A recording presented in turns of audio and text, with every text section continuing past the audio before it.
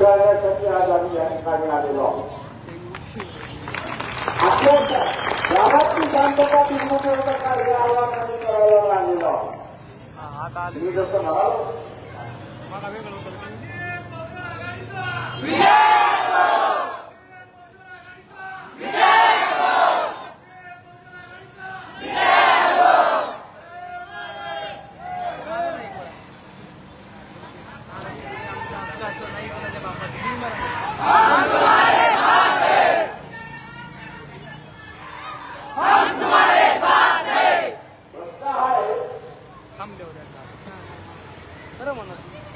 उद्याच्या निवडणुकीमध्ये मराठा समाजाने मराठ्याला मतदान दिलं।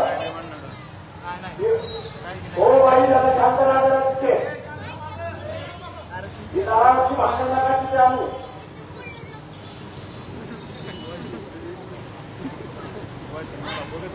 मराठा समाजाने मराठाच्या उमेदवारांना मतदान दिलं, काही फरक पडत नाही।